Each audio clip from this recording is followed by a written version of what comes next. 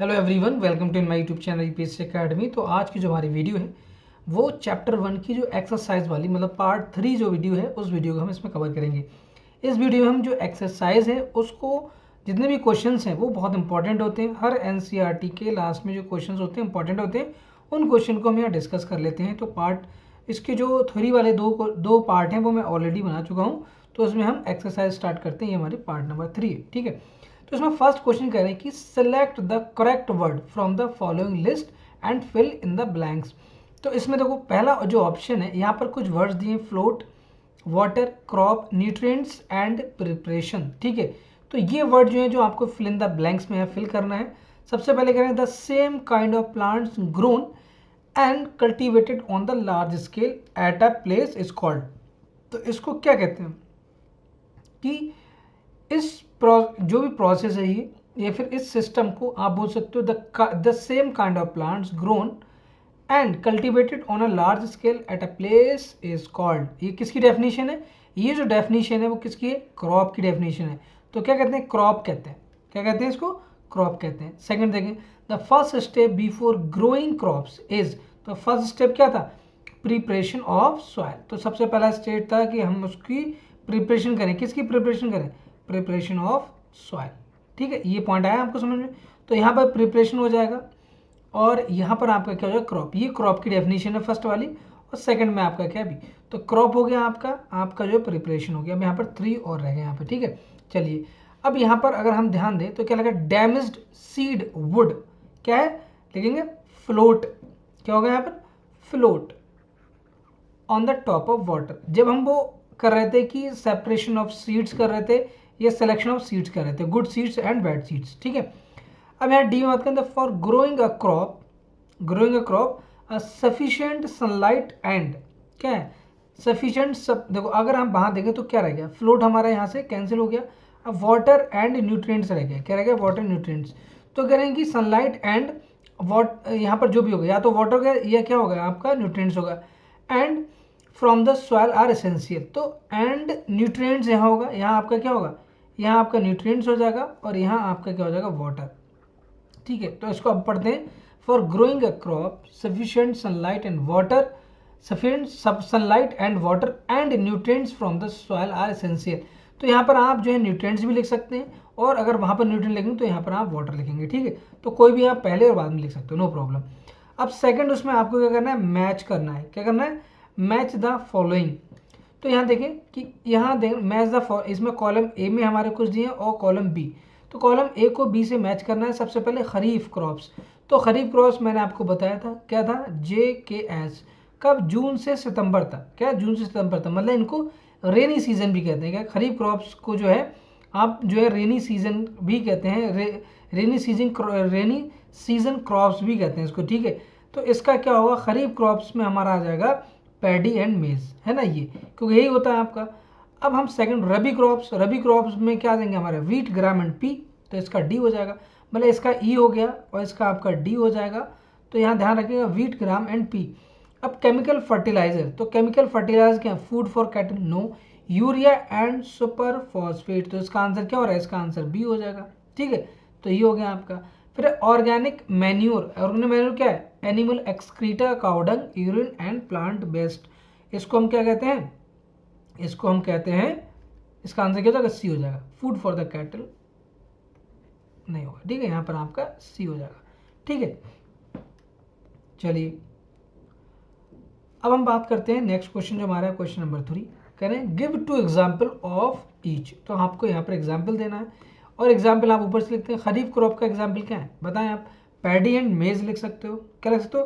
Paddy and मेज, जो ऊपर लिखा है पैडी एंड मेज। जितने भी आपके एग्जाम्पल वहाँ मैंने लिखवाए थे जब मैं पढ़ा रहा था, है ना, फर्स्ट वीडियो में, सारे एग्जाम्पल आपको याद करना है, ध्यान रखिएगा। यहाँ पर आप लिख लें वीट, ग्राम लिख लें, पी लिख लें, है ना। तो 2 बोला तो 2 लिखो आप सिर्फ, है ना। कह रहा right a paragraph on your own words on each of the following. तो यहाँ पर आपको पैराग्राफ लिखना है। सबसे पहले प्रिपरेशन ऑफ सॉइल। तो प्रिपरेशन ऑफ सॉइल क्या होती थी? हम क्या कर रहे थे इसको? तो सबसे पहला स्टेप होता है किसी भी क्रॉप को ग्रो करने के लिए आपको प्रिपरेशन ऑफ सॉइल करनी है। टिलिंग प्रोसेस आपको पता है। तो इसके अंदर हम टिलिंग करते हैं, टिलिंग और लूजनिंग। टिलिंग क्या करेंगे? हम मिट्टी को पलट देंगे, है ना, तो और उसके बाद उसको लूज करेंगे, लूजनिंग द सॉइल। और उसके बाद होता क्या है, ऐसा इसलिए करते हैं जिससे कि हमारा क्या होता है, जो उसके रूट्स होते हैं वो पेनिट्रेट करते हैं डीप इन द सॉइल, और क्या होगा, और जिससे कि क्या होगा, उसको जो है ब्रीथ करने में आसानी होगी, ठीक है। और जो अगर हम पानी भी देंगे तो पानी भी अंदर तक आराम से आ जाएगा। फिर क्या है, सोइंग, प्रिपरेशन सॉइल के बाद क्या है, सोइंग। सोइंग क्या है, सोइंग एक ऐसा प्रोसेस है जिसमें हम जो सीड्स होते हैं, मतलब पहला आपने प्रोसेस हो गया प्रिपरेशन ऑफ सॉइल, उसका सोइंग प्रोसेस होता है। तो सोइंग में हम जो सीड्स होते हैं उनको हम जो है एक पर्टिकुलर तरीके से लगाते हैं, ठीक है। अब यहाँ पर बहुत सारे टूल्स हम यूज़ करते हैं, जैसे फनल शेप्ड, हमने वहाँ पर बताया था कि फनल शेप्ड हम यहाँ यूज़ करते हैं। क्या फनल शेप्ड, फनल शेप्ड जो टूल होता है उसमें सीड्स के लिए हम यूज़ करते हैं, ठीक है। अब फनल शेप्ड ये तो ट्रेडिशनल पहले का मेथड था। अब हम क्या करते हैं, अब हम अभी जो यूज़ करते हैं वो ड्रिल मशीन यूज़ करते हैं, करते नहीं करते हैं, जो ट्रैक्टर की यूज़ की हेल्प से हम करते हैं ड्रिल, ठीक है। अब ट्रैक्टर की हेल्प से करेंगे। अब यहाँ पर जो है देखो, इसका फ़ायदा क्या है, ड्रिल का फ़ायदा ये यूनिफॉर्मली तरीके से क्या करती है, जो सीड्स हैं उनकी सोइंग करती है, उनको प्रॉपर तरीके से लगाती है, ठीक है। और इसमें ये होता है कि उसके बाद ये मिट्टी भी रख देती है ऊपर से, तो उसमें जो ड्रिल है वो ज़्यादा फायदेमंद होता है। जो मॉडर्न टेक्नोलॉजी है उसमें हम ड्रिल का यूज़ करते हैं। अब वीडिंग क्या है, वीडिंग क्या है, आपको पता होगा वीडिंग क्या होता है। मैंने आपको पढ़ाते समय बताया था कि जो अनडिज़ायरेबल प्लांट्स होते हैं उनको वीड्स कहते हैं। क्या कहते हैं, वीड्स कहते हैं। तो हम क्या करेंगे, तो उन अनवांटेड प्लांट्स को रिमूव करते हैं, हम क्या करते हैं उनको ख़त्म करेंगे, चाहे आप हाथ से उखेड़ दो उनको, चाहे आप केमिकल का यूज़ करो, स्प्रे करो, है ना। तो अनडिज़ायरेबल प्लांट्स जो हैं वो ग्रो हो जाते हैं, एंड क्रॉप्स जो है वो उसको क्या है इफेक्ट करते हैं उसकी हेल्थ पर। तो क्रॉप आपकी प्रॉपर तरीके से नहीं हो पाती, इसलिए हम क्या करते हैं उसको या तो हम किल कर देंगे या फिर हम उसको उखेड़ के फेंक देंगे, ठीक है। तो the process of removing these unwanted plants is called weeding. इसी को हम क्या कहते हैं, वीडिंग कहते हैं। थ्रेशिंग क्या है, थ्रेशिंग क्या होती है कि जो ग्रेन सीड्स हैं, है ना, उनको चैफ, दो चीज़ें हैं, हमारा क्या होगा, ग्रेन का सीड्स होंगे, है ना, जैसे गेहूँ वगैरह, ग्रेन सीड्स को हमें किससे अलग करना है, चैप से, है ना, जो उसका चारा होता है, भूसा, है ना, बाकी जो रिमेनिंग पार्ट, तो उससे अलग करने के प्रोसेस को हम क्या कहते हैं, थ्रेशिंग कहते हैं, ठीक है। एक कंबाइन आपने देखा होगा कि उसमें जो है वो हार्वेस्टिंग प्लस जो है वो थ्रेशिंग दोनों एक साथ होती है, तो उसको हम क्या कहते हैं, कंबाइन कहते हैं, ठीक है। चलिए, अब ये हमारा क्वेश्चन नंबर 4 हो गया। 5 देख लो। 5 में कह रहे हैं explain how fertilisers are different from the manure. अब देखो मैन्यूर आपको पता है क्या होगा, जो आपका डिकम्पोजिशन होता है ना, उस डिकम्पोजिशन की हेल्प से होगा। और इसमें आप जो है वो जो आपका ह्यूमन वेस्ट या फिर एनिमल वेस्ट वगैरह ये सब होता है, ठीक है, डेड एनिमल्स वगैरह, डेड प्लांट्स वगैरह, ठीक है। तो यहाँ पर अगर फर्टिलाइजर मैन्यूर्स में अगर हम देखें तो आप टेबल बना सकते हो, है ना। यहाँ पर आप फर्टिलाइजर लिख लो, देखो वीडियो को आप जो है वो स्लो करके, जितना भी मैं बोल रहा हूँ उसको आप लिख लो, फर्टिलाइजर्स। तो फर्टिलाइजर्स आप यहाँ लिख लें, तो फर्टिलाइजर्स, और दूसरा आपका क्या है यहाँ पर, मैन्योर, ओके। तो मैन्योर्स आपका यहाँ पर मैन्योर्स, ओके। तो पहला आप लिख लें यहाँ पर मैन्योर्स। देखो फर्टिलाइजर्स क्यों होंगे, फर्टिलाइजर्स क्या, एक इनऑर्गेनिक है, क्या ये इनऑर्गेनिक सॉल्ट है, ये इनऑर्गेनिक कंपाउंड। दूसरा यहाँ क्या है, ये हमारा नेचुरल सब्सटेंस होता है ना, नेचुरल तरीके से हम इसको क्या करते हैं, बनाते हैं, ठीक है, सब्सटेंस। अब कैसे होगा ये, इसमें हम क्या डालते हैं, तो ये पॉइंट याद रखना, कैटल डंग, कैटल डंग, अब जो गोबर होता है ना, ह्यूमन वेस्ट, मतलब मान लो आप घर में सब्जी बन रही तो जो रिमेनिंग जो आपका कचरा वचड़ा बचा है, मतलब सब्जी के पत्ते और जो आप निकाल के फेंक देते हैं हम लोग, है ना, तो ह्यूमन वेस्ट। और यहाँ पर क्या है, प्लांट रेजिड्यू, मतलब पत्ते उत्ते उसकी जो कटिंग वटिंग जो भी है, प्लांट रेजिड्यू लिखो आप, है ना, रेजिड्यू। तो ये जो है प्लांट रेजिड्यू वगैरह, ये आपका क्या हो जाएगा, ये आपका इसके डिकम्पोजिशन से, है ना, इन सब के डिकम्पोजिशन से क्या बनेगा, हमारा मैन्यूर्स बनेगा। और ये कौन सा सब्सटेंस है, ये एक नेचुरल सब्सटेंस है ना। अब इसमें दूसरा पॉइंट आप क्या लगोगे, सेकंड पॉइंट जो हो जाएगा, ये कहाँ बनता है, ये फैक्ट्रीज़ के अंदर बनेगा। कहाँ बनेगा, फैक्ट्रीज़ के अंदर बनेगा। और ये कहाँ बनेगा, ये फील्ड्स में, आप जो है फील्ड्स में, खेतों वगैरह में या घर के बाहर जो खाली जगह पड़ी होती है वहाँ डालते हैं फील्ड्स के अंदर। ये कहाँ होगा, ये अगर आप देखें इसमें कोई भी ह्यूमस नहीं होती है, ह्यूमस प्रोवाइड नहीं करता है, क्या नहीं करता, ह्यूमस प्रोवाइड नहीं करता है, ये ह्यूमस प्रोवाइड नहीं करेगा। इसमें लॉट ऑफ ह्यूमस, है ना, मतलब manure provides a lot of humus to the soil, मतलब लॉट ऑफ ह्यूमस ही प्रोवाइड करेगा, lot of humus. Got it? आपको समझ में आता होगा। तो आप आराम से अच्छे से आपको पढ़ना है और आपको सारी चीज़ें यहीं पर वीडियो के साथ साथ याद करते हैं तो ज़्यादा अच्छा रहेगा आपके लिए, है ना। अब यहाँ पर एक पॉइंट और ले लेते हैं, आप और भी ज़्यादा बुक में लिखें, आप बुक से लिख सकते हो, है ना। सब वहीं से तो मैं ले रहा हूँ, ठीक है। अब यहाँ पर फर्टिलाइजर जो होते हैं वो बहुत ज़्यादा, वो एक एग्जाम्पल किया था हमने यूरिया वाला, है ना, 3 गिलास लिए थे। तो ये वेरी रिच जो आपका फर्टिलाइजर होता है वो बहुत ज़्यादा रिच होता है in very rich in plant nutrients, मतलब प्लांट, आप बोल सकते हो प्लांट न्यूट्रिएंट्स। तो प्लांट न्यूट्रिएंट्स में बहुत रिच होता है। अब प्लांट न्यूट्रिएंट्स कौन कौन से थे, इनके एग्जाम्पल दो आप। क्या है ये? नाइट्रोजन, आप N2 ले सकते हो यहाँ पर, नाइट्रोजन। फिर आपका हो गया फॉस्फोरस, है ना, और पोटेशियम, NPK। क्या लिख दो आप? NPK। ये आपका क्या हो गया? NPK से नाइट्रोजन, फॉस्फोरस एंड पोटेशियम हो गया आपका, ठीक है। अब इधर फोर्थ में लिखा होगा कि मैन्योर जो है वो रिलेटिवली क्या है? लेस रिच है। ऐसा नहीं कि रिच नहीं है, लेकिन ये लेस रिच है, बट इसका नुकसान कुछ नहीं है। इसको अगर एक्सेस में यूज कर लेंगे फर्टिलाइजर को तो आपको नुकसान हो जाएगा आपकी खेती को, है ना। Relatively less rich in plant nutrient, less rich in plant nutrients. Got it? चलें, अब यहाँ ध्यान देते हैं नेक्स्ट क्वेश्चन पे। ये क्वेश्चन आपको समझ में यहाँ पर आ गया होगा, ठीक है। अब क्वेश्चन नंबर 6 देखें, व्हाट इज इरीगेशन। अब बताएं इरीगेशन क्या है। जब मैं आपको पढ़ा रहा था तो आपको पता है कि इरीगेशन क्या है, जो हम वाटर प्रोवाइड करते हैं, किसको? खेत को, क्रॉप को, ठीक है। तो हम क्या कर रहे हैं? वाटरिंग कर रहे हैं। एक आर्टिफिशियल, नेचुरल प्रोसेस नहीं, वो आर्टिफिशियल प्रोसेस है। क्यों? क्योंकि नेचुरल प्रोसेस होगा, बारिश हो रही है, रेन हो रही है, तो उसको हम इरीगेशन नहीं कहते हैं। इरीगेशन में हम अपने नाली के थ्रू, पंप के थ्रू, है ना, नहर से, इन सब से हम वाटर जो है वो खेत को देते हैं, ठीक है। तो जिससे, और एक रेगुलर टाइम इंटरवल पे देते हैं। कहाँ पर? Regular time interval. देखो मैंने पहले ही क्लास में आपको यहाँ पर बताया था कि व्हाट इज, यहाँ देखें इरीगेशन, ये लिखा है देखो, है ना, ये लिखा है the supply of water to the crops at different interval of time is called irrigation. तो ये आपका हो गया इरीगेशन। व्हाट इज इरीगेशन में ये आप इतना लिख सकते हो, ठीक है। तो हम इसको क्या बोलेंगे कि आर्टिफिशियल मेथड होता है ये। अगर आप और कुछ ऐड करना चाहें, जो हम वाटर देते हैं, मतलब artificial method of watering the plants for assisting their growth. क्यों देते हैं? क्योंकि उनकी ग्रोथ जो है वो प्रॉपर हो पाए, है ना। उसी को क्या कहते हैं? इरीगेशन कहते हैं। अब यहाँ लिखा है कि डिस्क्राइब द 2 मेथड्स। यहाँ बहुत सारे मेथड्स थे, हमारे मॉडर्न मेथड और हमारे जो है वो ट्रेडिशनल मेथड। ट्रेडिशनल मेथड में आपको पता है 4 थे, राहत वगैरह जो भी थी, ठीक है। अब यहाँ पर जो है of irrigation which conserve water.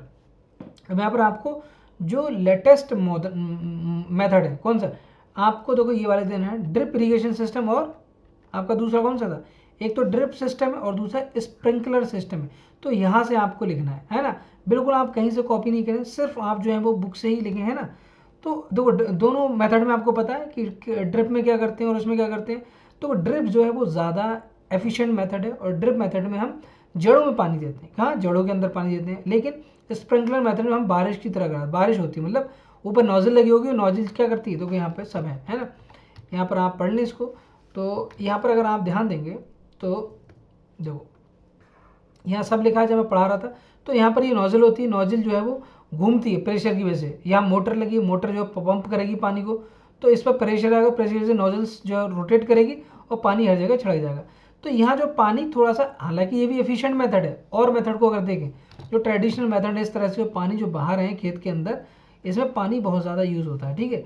हमें क्या करना है? हमें पानी का थोड़ा सा कंजर्व करना है, और आज के टाइम में तो बहुत ज़रूरी है। इसीलिए ये और ये दोनों सिस्टम में तो थोड़ा सा ही फ़र्क है। इसमें हम उनकी जड़ों में ड्रॉप बाई ड्रॉप पानी दे रहे हैं, और यहाँ पर आप बारिश करा रहे हो, बट यहाँ भी पानी लिमिटेड दे रहे हो आप, है ना, बहुत ज़्यादा नहीं दे रहे हो, ठीक है। तो दोनों सिस्टम आपको यहाँ पता होने चाहिए। अब देखें नेक्स्ट क्वेश्चन, आपका क्वेश्चन नंबर 7 है यहाँ पर। ये कहना है if wheat is shown in the kharif season. Kharif season समझ गए? वीट को आप जो है वो खरीफ में, मतलब जून से सितंबर के बीच में, अगर आप उसको, जून से लेकर कब तक हो? सितंबर तक, सितंबर, अगर इस बीच अगर आप उसको सोन कर रहे हैं, तब क्या होगा? आप बताओ कि वीट के लिए क्या चाहिए? कम वाटर चाहिए। वाटर कितना चाहिए? कम चाहिए। और यहाँ पर पानी, उस समय बारिश होती है, रेनी सीजन होता है, तो बहुत मुश्किल हो जाएगी, ठीक है। तो कहेंगे कि वीट क्रॉप जो है वो शोन फ्रॉम नवंबर से दिसंबर, और मार्च से अप्रैल तक हम उसको काट लेते हैं, ठीक है। अब ये जो है वो, इसको कम पानी चाहिए, लेस वाटर चाहिए। अगर वीट को खरीफ में दूँ तो इसका जो प्रोडक्शन है, ऐसा नहीं है कि बिल्कुल नहीं होगा, प्रोडक्शन जो इसका है वो क्या हो जाएगा, डिक्रीज हो जाएगा, है ना। यहाँ आप लिख सकते हैं कि जो वीट क्रॉप है, वीट क्रॉप नीड, ऐसा बोल दो कि वीट क्रॉप शोन इन, आप क्या बोलोगे, देखो खरीफ सीजन में नहीं, रबी सीजन में, विच इज़ फ्रॉम, आप बोल सकते हो, मैंने क्या लिखा था यहाँ पर, वहाँ पर आपने एक तो आपका जो था वो क्या था, जम्मू कश्मीर, आप बोल सकते हो JK, मैंने लिखा था आपका JKS, है ना, JKS था, और दूसरा आपका क्या था, अक्टूबर से मार्च, है ना, याद करो। तो वहाँ पर मैं लगा अक्टूबर से, और दूसरा ORM लिखा था, है ना मैंने वहाँ पे, आप इसको OMR भी लिख सकते हो, OMR शीट पे आप जो है फिल करते हैं, तो उस तरह से आप याद कर लें कि अक्टूबर से मार्च, और ये कौन सी रबी क्रॉप, कौन सी रबी क्रॉप है, और कहाँ से, अक्टूबर से मार्च तक। तो ये इस सीज़न में जनरली जो है वो हम जो है वीट की खेती करते हैं। यहाँ पर जो है वो हमारा वाटर की जो नीड होती है वो काफ़ी कम होती है, और अगर हम इस सीज़न में करेंगे तो यहाँ पर काफ़ी ज़्यादा वाटर होता है, तो इसकी जो प्रोडक्शन है, जो इसकी उपज है, आउटपुट है, वो हमारा क्या हो जाएगा, कम हो जाएगा यहाँ पर, है ना, जो बिल्कुल सही नहीं है, जो कोई किसान नहीं चाहता होगा, ठीक है। अब यहाँ पर हम देखते हैं नेक्स्ट क्वेश्चन। तो नेक्स्ट हमारा है, करें explain how soil gets affected by the continuous plantation. अगर आप सेम टाइप का कंटिन्यूशन प्लांटेशन करोगे तो हमारी जो सॉइल है वो किस तरह से अफेक्ट होगी।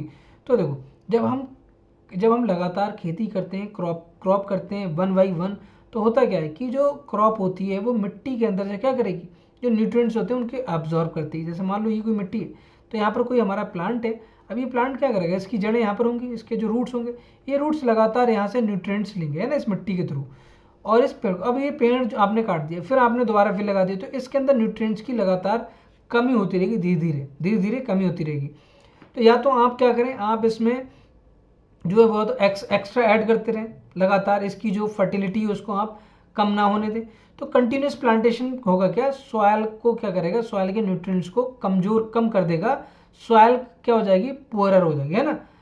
तो वहाँ पर हम क्या करेंगे, या तो हम उसको थोड़े दिनों के लिए खाली रहने दें, ऐसी, है ना, खाली रहने दें। तो आपको क्या करना है, आपको लगातार क्रॉप नहीं करना, अगर आप क्रॉप कर रहे हैं तो आपको उसमें क्या एक्स्ट्रा न्यूट्रिएंट्स को ऐड करना है, और अगर आप नहीं करेंगे तो क्या होगा कि जो लगातार न्यूट्रिएंट्स कम होते जाएंगे, और हमारी एक टाइम के बाद सॉइल जो है वो कम फर्टाइल होगी, मतलब लेस फर्टाइल हो जाएगी, जिससे कि हमारा जो है आउटपुट उतना ज़्यादा नहीं होगा, मतलब जो आपका प्रोडक्शन हो रहा है ना, जो आप हार्वेस्टिंग करने के बाद जितना आपका जो है अनाज उगना चाहिए उतना नहीं उगता वहाँ पे, ठीक है। चलिए अब क्वेश्चन नंबर 9 देख लो।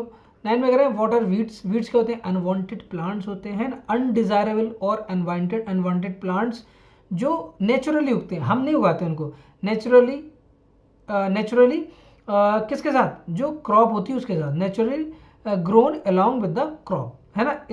इनको हम क्या कहते हैं, वीड्स कहते हैं, ठीक है। अब कह रहे हैं कि हाउ कैन बी कंट्रोल, हम इनको कैसे कंट्रोल करते हैं। तो कैसे कंट्रोल करोगे बताओ, या तो आप इनको उखेड़ दो, या फिर, और कब देखो, जो इनका सीडिंग पैटर्न होगा, मतलब इनके फ्रूट्स आने से पहले इनको उखेड़ना चाहिए।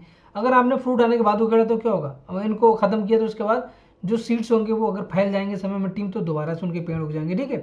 तो the growth of weeds can be control by adopting many ways के, कौन कौन से, हम कह रहे हैं कि टिलिंग कर लो, आप पहले सोइंग से पहले टिलिंग कर लो, पूरा अपरूट कर दो, उखेड़ दो उनको, है ना। तो सारी जो छोटे मोटे इसके अंदर जो पेड़ होंगे, जब आप इस मिट्टी को पूरा उखेड़ दोगे ऊपर वाली परत को, तो ये सब क्या हो जाएंगे, सूख कर बेकार हो जाएंगे, किल हो जाएंगे, ठीक है। या फिर आप क्या करें, आप क्या कर सकते हैं, केमिकल्स को मिला सकते हैं, वीडीसाइड जिसको हम बोल रहे हैं ना, तो उसको मिला के क्या कर सकते हैं, छिड़काव कर सकते हैं, स्प्रे कर सकते हैं फील्ड के अंदर, और इससे कि हमारे क्या हो जाएंगे, वीड्स किल हो जाएंगे। तो ये 2-3 लाइन है जो आप लिख सकते हो यहाँ पर। अब यहाँ कह रहे हैं कि अरेंज करना है आपको following works proper order to make the flow chart of sugarcane crop production. तो शुगर केन क्रॉप प्रोडक्शन का आपको यहाँ पर पैटर्न बनाना है। अब बताएं, सबसे पहले आप क्या करोगे, सबसे पहला काम आपका प्रिपरेशन ऑफ सॉइल है, तो इसको नंबर 1 दे दो, है ना। फिर आप क्या करोगे नंबर 2 पे, उसके बाद आप क्या करेंगे, देखो क्या लिखा है, सेंडिंग क्रॉप टू शुगर, नहीं ये तो लास्ट का स्टेप है, मैन्यूरिंग बात का, प्लोइंग द फील्ड, उसके बाद प्लो करेंगे फील्ड को, है ना। आपका ये हो जाएगा क्या, आपका सेकंड हो जाएगा, ठीक है। उसके बाद आप उसमें बीज बोएंगे, मतलब थर्ड हो जाएगा, सोइंग करेंगे, है ना। तो फर्स्ट ही हो गया, सेकंड ही हो गया, फिर आप यहाँ पर आएंगे थर्ड वाले पे, फोर्थ नंबर पे क्या होगा, उसके बाद आप उसमें थोड़ा बहुत खाद डालेंगे, मतलब इसको बोलते हैं मैन्यूरिंग। फिर आप इरीगेशन करोगे नहीं करेंगे, इसके बाद मैन्यूरिंग के बाद क्या करेंगे आप, इरीगेशन, फिर आप यहाँ पर आ जाओ, तो ये आपका हो गया 5th पार्ट। फिर आप हार्वेस्टिंग करेंगे, 5th से आप कहाँ है, 6 पे आ जाए हार्वेस्टिंग, और हार्वेस्टिंग के बाद आप कहाँ जाओगे, उसको शुगर फैक्ट्री के अंदर भेज दोगे, सेंड कर दोगे, और वहाँ पर आपकी ये बिक जाएगी, मतलब शुगर केन जो आपका बिक जाएगा, उसके बाद आपका फाइनल जो भी पेमेंट होगा वो आपका आ जाएगा, ठीक है। तो इस तरह से ये पूरा स्टेप है जो आपको सही से समझ में आना चाहिए। अब देखिए 11th कह रहे हैं complete the following word puzzle with the help of clues given below. तो कैसे आप करोगे, देखो डाउन में आपको करना है provide water to the crop, providing water to the crop. तो आपको क्या करना है, आपको डाउन पैटर्न में जाना है, किस में जाना है, डाउन पैटर्न में। तो बताओ, तो provide water to the crop, तो इसका मतलब क्या होगा, इसका मतलब होगा इरीगेशन। क्या मतलब होगा, इरीगेशन। अब देखो ऐसा कोई वर्ड कहीं वर्ड बनना है, अब आई से स्टार्ट होना चाहिए, तो इसका मतलब ये हो गया IRR इरी और GATION, ये इरीगेशन हो गया। क्या हो गया, इरीगेशन हो गया। अब देखें दूसरा, keeping crop grains for the long time under proper condition, तो इसको क्या बोलते हैं, स्टोरेज बोलते हैं। क्या बोलते हैं, स्टोरेज। तो STO स्टोरेज, गॉट इट। उसके बाद कह रहे हैं certain plants of the same kind grown in large scale. तो अगर certain plants of the same kind grown in the large scale, इसको हम क्या कहेंगे, क्रॉप कहते हैं। क्या कहते हैं, क्रॉप। तो आपको डाउन साइड में ऐसे जाना, तो CROP क्रॉप हो गया आपको, ठीक है। अब देखो ध्यान से, अब क्या कह रहे हैं, पहला क्या, अ machine used for cutting the mustard crop. क्या कहेंगे उसको, cutting the mustard crop, cutting, cut हो रहा है ना, हार्वेस्टर। क्या बोलते हैं उसको, हार्वेस्टर, हार्वेस्टर बोलेंगे, ठीक है, हार्वेस्टर, VESTER, हार्वेस्टर, ठीक है। अब यहाँ देखें सेकंड कह रहे हैं a rabi crop that also one of the pulses, कौन सी, ग्राम, ये हो जाएगा ना ग्राम, दिस वन, ठीक है। अब देखें नेक्स्ट, अब यहां पर कह रहे हैं कि प्रोसेस ऑफ सेपरेटिंग ग्रेन, तो इसको क्या बोलते थे, ग्रेन फ्रॉम द चैफ, इसको हम प्रोसेस को क्या बोलते हैं, विनोइंग। क्या बोलते हैं, विनोइंग। तो WINNOWING, ये आपका विनोइंग है। तो इस तरह से आप इस टेबल को फिल कर लेंगे, है ना, इस पजल को, ठीक है। अब अगर आप आगे पढ़ना चाहते हैं तो ये extended learning activities and project, ठीक है, ये आप पढ़ सकते हो। अब देखो अगर आपको इसके अलावा भी कुछ पढ़ना है तो आप जो है वो कौन सी बुक पढ़ सकते हैं, आप जो है वो देखो कई सारी आती है, आप जो है मेरे हिसाब से अगर आप कंपटीशन के लिए जा रहे हो तो मैंने एक वीडियो बनाई, उसमें मैंने डिटेल में बता दिया आपको, वहाँ से आपको जो है वो वीडियो आप देख सकते हो, ठीक है। तो अभी मैं आने वाले टाइम में जो है एक वीडियो बनाऊंगा कि हाउ टू प्रिपेयर, मतलब अभी इस साल के 21 के लिए, कि आप किस तरह से जो है वो प्रिपरेशन को, कौन कौन सी बुक पढ़ने, किस तरह से आपको चलना है, ठीक है। तो वो काम आप कर सकते हो। और अदरवाइज़ आप अभी जो है वो NCERT पे स्टिक रहो, ज़्यादा इंपॉर्टेंट है, NCERT को बार बार रिवाइज करो। ज़्यादा सोर्सों से अच्छा है कि एक सोर्स को बार बार आप रीड करें, ज़्यादा बेटर रहेगा, ठीक है। आई होप कि आपकी वीडियो पसंद आया होगा। नेक्स्ट वीडियो मिलते हैं, तब तक के लिए बाय, टेक केयर, जय हिंद, आई मती, साइनिंग ऑफ।